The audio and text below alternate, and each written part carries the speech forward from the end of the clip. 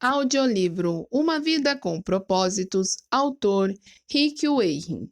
Dia 20. Restaurando a comunhão. Deus restaurou nosso relacionamento consigo mesmo, por meio de Cristo, e nos deu o ministério de restaurar relacionamentos. Segundo Coríntios, capítulo 5, versículo 18. Sempre vale a pena restaurar relacionamentos. Uma vez que a vida consiste em aprender a amar, Deus quer que valorizemos os relacionamentos e nos esforcemos para mantê-los, em vez de descartá-los sempre que houver desacordo, mágoa ou conflito. Na verdade, a Bíblia diz que Deus nos deu o ministério de restaurar relacionamentos. Segundo Coríntios, capítulo 5, versículo 18. Por esse motivo, boa parte do Novo Testamento é dedicada a nos ensinar como lidar uns com os outros. Paulo aconselha: se vocês receberam algo bom por seguir a Cristo, se o amor dele fez alguma diferença na vida de vocês, se estar numa comunidade do Espírito significa algo para vocês, se vocês têm um coração, se vocês se importam uns com os outros, façam-me o favor. Concordem um com o outro, amem um ao outro, sejam amigos de verdade. Filipenses capítulo 2, versículo 1 e 2. Paulo ensina que a habilidade no trato com as pessoas é um dos traços do cristão maduro. Romanos capítulo 15, versículo 5. O desejo de Cristo é que sua família seja conhecida pelo amor entre seus membros. João capítulo 13, versículo 35. Por isso, romper a comunhão é um testemunho deplorável para os não-cristãos. Esse foi o motivo de Paulo ficar tão envergonhado quando os membros da igreja de Corinto se dividiram em facções opostas, chegando até mesmo a brigar na justiça comum. Em sua carta, ele lamenta: que vergonha! Será que entre vocês não existem alguém com bastante sabedoria para resolver uma questão entre irmãos? 1 Coríntios capítulo 6, versículo 5. Ele ficou escandalizado ao descobrir que não havia ninguém maduro na igreja para resolver o conflito pacificamente. Na mesma carta, declara: tenho uma preocupação séria a compartilhar com vocês, meus amigos. Pela autoridade de Jesus, nosso Senhor, tentarei ser o mais direto possível. Vocês precisam aprender a entrar em acordo. Devem ter consideração uns pelos outros, cultivando a vida em comum. 1 Coríntios capítulo 1, versículo 10. Se você deseja a bênção de Deus em sua vida e quer ser conhecido como filho de Deus, aprenda a ser um pacificador. Jesus disse: Deus abençoa os que trabalham pela paz, pois eles serão chamados filhos de Deus. Mateus capítulo 5, versículo 9. Note que Jesus não disse: bem-aventurados que amam a paz, pois todo mundo ama a paz. Nem disse: bem-aventurados os pacíficos, que nunca se incomodam com nada. Ele chama bem-aventurados que trabalham pela paz, aqueles que procuram efetivamente solucionar conflitos. Pacificadores são raros, porque promover a paz é um trabalho muito difícil. Você foi formado para ser parte da família de Deus. E o segundo propósito de sua vida aqui é aprender a amar e a se relacionar com as pessoas. Por isso, promover a paz é uma das habilidades mais importantes que você pode desenvolver. Infelizmente, a maioria de nós jamais aprendeu a resolver conflitos. Promover a paz não é evitar conflitos. Fugir de um problema fingindo que ele não existe ou ter medo de falar sobre o assunto é, na verdade, covardia. Jesus, o príncipe da paz, nunca teve medo de conflitos. Em determinada ocasião, ele provocou um conflito para o bem de todos. Há momentos em que devemos evitar o conflito, mas há ocasiões em que precisamos criá-lo e situações em que precisamos solucioná-lo. Por isso, precisamos orar, pedindo a contínua direção do Espírito Santo. Promover a paz também não é apaziguar, ceder o tempo todo, agir com subserviência e permitir que os outros sempre o reprimam não era o que Jesus tinha em mente. Ele se recusou a ceder em muitas questões, sustentando seus argumentos diante de qualquer oposição diabólica. Como restaurar um relacionamento? Como cristãos, Deus nos chamou para que ajustássemos nossos relacionamentos uns com os outros. Segue 7 passos bíblicos para a restauração da comunhão. Fale com Deus antes de falar com a pessoa. Converse com Deus a respeito do problema.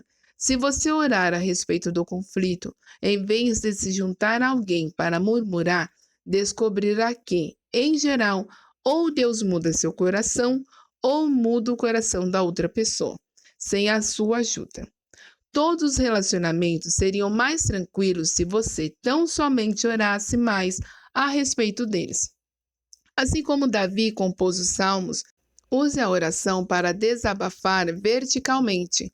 Conte a Deus suas frustrações, clame por ajuda. Ele nunca fica surpreso ou aborrecido com sua raiva, mágoa, insegurança ou qualquer outra emoção. Portanto, diga-lhe exatamente como se sente. A maioria dos conflitos tem raízes em necessidades não satisfeitas. Algumas dessas necessidades só podem ser alcançadas por Deus quando você espera que uma pessoa, amigo, mulher, chefe ou um membro da família satisfaça uma necessidade que somente Deus pode atender. Está se candidatando à amargura e à decepção. Ninguém pode suprir todas as suas necessidades, exceto Deus. O apóstolo Tiago observa que muitos dos nossos conflitos acontecem por falta de oração. De onde vem a guerra e contendas que há entre vocês? Vocês cobiçam coisas, mas não as têm. Não têm porque não pedem. Tiago capítulo 4, versículo 1 e 2. Em vez de confiar em Deus, preferimos crer que os outros nos farão felizes e então ficamos furiosos quando eles nos decepcionam. Deus, porém, está dizendo: por que você não vem primeiro a mim? Tome sempre a iniciativa. Não importa se você ofendeu ou foi ofendido. Deus espera que você dê o primeiro passo. Não espere pela outra parte. Vá primeiro a ela. Restaurar a comunhão perdida é tão importante que Jesus lhe deu precedência até mesmo sobre o culto de adoração. É assim que eu quero que vocês se conduzam. Se alguém estiver no local do culto, prestes a fazer uma oferta e de repente se lembrar de que um amigo tem algum ressentimento contra ele, deixe de lado a oferta, saia imediatamente, procure o amigo e conserte a situação. Depois de fazer isso, então poderá voltar e oferecer seu culto a Deus. Mateus capítulo 5, versículo 23 e 24. Quando a comunhão é prejudicada ou corrompida, planeje imediatamente uma conferência de paz. Não fique adiando, arrumando desculpas, nem prometendo. Resolvo isso qualquer dia desses. Programe um encontro o mais rápido possível. Demoras só aprofundam ressentimentos e pioram a situação. Quando se trata de conflitos, o tempo não cura nada. Pelo contrário, as mágoas tornam-se mais profundas. Agir rapidamente também evita que os danos espirituais sejam maiores. A Bíblia diz que o pecado, incluindo os conflitos não resolvidos, bloqueiam a comunhão com Deus e impede que as orações sejam respondidas. Provérbios 28, 9. Além de nos tornar infelizes. Os amigos de Jó lembraram-no de que ficar desgostoso e amargurado é loucura, é falta de juízo que leva à morte. Disseram-lhe também: com a sua raiva, você só está se ferindo. Jó de número 5, verso 2. Normalmente, o sucesso de uma conferência de paz depende da escolha do momento e do local adequado. Não se reúna se você estiver cansado, apressado ou tiver de ser interrompido. O melhor momento é quando ambos estiverem tranquilos. Demonstre compaixão pelos sentimentos dos outros. Use mais os ouvidos que a boca. Antes de procurar solucionar qualquer desavença, você deve primeiro levar em consideração os sentimentos das pessoas. Paulo aconselha que ninguém procure somente os seus próprios interesses, mas também os dos outros. Filipenses 2:4. O verbo procurar é a tradução do grego escopo, do qual formamos as palavras telescópio e microscópio. Significa estar alerta, observar. Concentre-se em seus sentimentos, não nos fatos. Comece pela compaixão, não pela solução do problema. Não comece tentando arrancar das pessoas o que elas sentem. Ouça apenas, deixando que se descarreguem emocionalmente sem ficar na defensiva. Concorde com a cabeça, sinalizando que compreende, mesmo que tenham outra opinião. Os sentimentos nem sempre são verdadeiros ou lógicos. Na verdade, os ressentimentos nos fazem agir e pensar como tolos. Davi admitiu certa vez: o meu coração estava cheio de amargura e eu fiquei revoltado. Eu não podia compreender, ó Deus. Era como um animal sem entendimento. Salmos de número 73, verso 21 e 22. Todos agimos como os bestas feras quando estamos feridos. Em contrapartida, a Bíblia diz: a sabedoria do homem lhe dá paciência. Sua glória é ignorar as ofensas. Provérbios 19, verso 11. A paciência tem origem na sabedoria, e a sabedoria tem origem no fato de ouvir a perspectiva dos outros. Quando ouve, você está dizendo: valorizo sua opinião, preocupo-me com o nosso relacionamento e você é importante para mim. O ditado é verdadeiro. As pessoas não se importam com o que sabemos até que saibam que nos importamos. Para restabelecer a comunhão, é preciso carregar o fardo de termos consideração para com as dúvidas e temores de outras pessoas. Agrademos aos outros e não a nós próprios, e façamos aquilo que é para o seu bem. Romanos capítulo 15, verso 2. É torturante absorver a paciência, a raiva dos outros, somente quando ela é infundada. Mas lembre-se, foi Jesus que fez por você. Ele suportou uma fúria infundada e maliciosa para salvá-lo, pois não buscou sua própria satisfação. Mas conforme está escrito: os insultos do que te injuriaram caíram sobre mim. Romanos capítulo 15, versículo 3. Confesse sua parte no conflito. Se você realmente deseja restaurar um relacionamento, comece admitindo os próprios erros e transgressões. Jesus disse que esta é a forma de ver as coisas com mais clareza. Primeiro, tire a viga de seu olho, e então talvez você enxergará suficientemente bem para tirar o cisco do olho de seu amigo. Mateus capítulo 7, versículo 5. Já que todos temos pontos cegos, você precisará pedir a uma terceira pessoa que o ajude a avaliar suas ações antes de se encontrar com quem tem um conflito. Também, peça a Deus que lhe mostre quanto você mesmo contribuiu para o problema.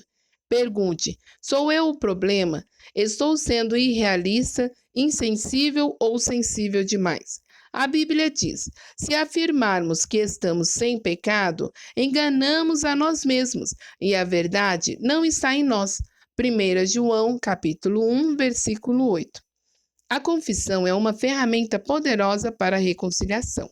Não raro, a forma de lidarmos com o conflito cria um problema ainda maior. Quando você começa admitindo humildemente os erros, isso neutraliza a raiva da outra pessoa e a deixa desarmada, porque ela provavelmente esperava que você ficasse na defensiva. Não dê desculpas, nem transfira a culpa. Apenas confesse sinceramente qualquer participação que tenha tido no conflito. Aceite a responsabilidade pelos erros e peça perdão. Invista contra o problema, não contra a pessoa. Não há como solucionar o problema se você estiver preocupado em identificar a culpa. Você terá de fazer uma escolha. A Bíblia diz: a resposta cortês abranda a fúria, mas a língua afiada incita a ira. Provérbios 15, verso 1. Você nunca se fará entender estando zangado. Por isso, escolha cuidadosamente as palavras. A resposta branda é sempre melhor que o sarcasmo. Na solução de conflitos, a maneira de falar é tão importante quanto o que se fala. Se você se expressar de forma ofensiva, a outra pessoa ouvirá de forma defensiva. Deus nos diz: quem tem coração sábio é conhecido como uma pessoa compreensiva. Quanto mais agradáveis são as suas palavras, mais você consegue convencer os outros. Provérbios 16, 21. Irritar as pessoas jamais funciona, e você nunca é persuasivo quando é rude. Durante a Guerra Fria, ambos os lados concordaram em que algumas armas eram tão destrutivas que jamais deveriam ser usadas. Atualmente, as armas químicas e biológicas foram banidas e os estoques de armas nucleares estão sendo reduzidos. Para o bem da comunhão, você deve destruir seu arsenal de armas nucleares relacionais, ou seja, condenar, menosprezar, comparar, rotular, insultar, ironizar, reagir com sarcasmo. Paulo resume tudo isso dessa forma: não digam palavras que fazem mal aos outros, mas apenas usem palavras boas, que ajudam os outros a crescer na fé e a conseguir o que necessitam, para que as coisas que vocês dizem façam bem aos que ouvem. Efésios 4, 29. Coopere tanto quanto possível. Paulo disse: façam todo o possível para viver em paz com todas as pessoas. Romanos capítulo 12, versículo 18. A paz sempre tem uma etiqueta de preço. Às vezes, custa nosso orgulho e quase sempre custa nosso egoísmo. Pelo bem da comunhão, faça o melhor que puder para chegar a um acordo.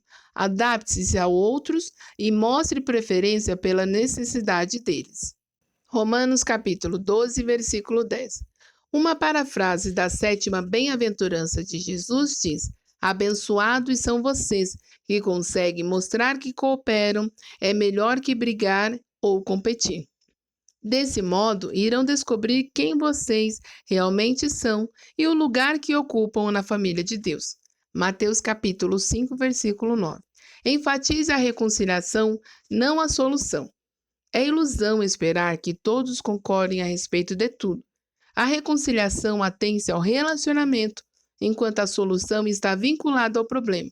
Quando focamos a reconciliação, o problema perde a importância e, não raro, se torna irrelevante. Podemos restabelecer um relacionamento mesmo quando somos incapazes de resolver nossas diferenças. Os cristãos muitas vezes têm discordâncias sinceras e legítimas, além de anunciar sua divergência. Mas podemos discordar sem ser desagradáveis. O mesmo diamante tem diferentes aspectos quando visto de diferentes ângulos. Deus espera unidade, não uniformidade. Podemos caminhar de braços dados sem concordar em tudo. Isso não significa que você deva desistir de encontrar uma solução. Talvez você precise continuar conversando e até mesmo discutindo, mas faça isso com um espírito de harmonia. Reconciliação significa fazer as pazes, não necessariamente esquecer o assunto. Depois de ler este capítulo, com quem você acha que precisa entrar em contato? Com quem você precisa restaurar a comunhão? Não demore mais nenhum segundo. Faça uma pausa agora mesmo e converse com Deus sobre essa pessoa. Então, pegue o telefone e comece o processo. Esses 7 passos são simples, mas não são fáceis. É necessário muito esforço para restaurar a comunhão com alguém.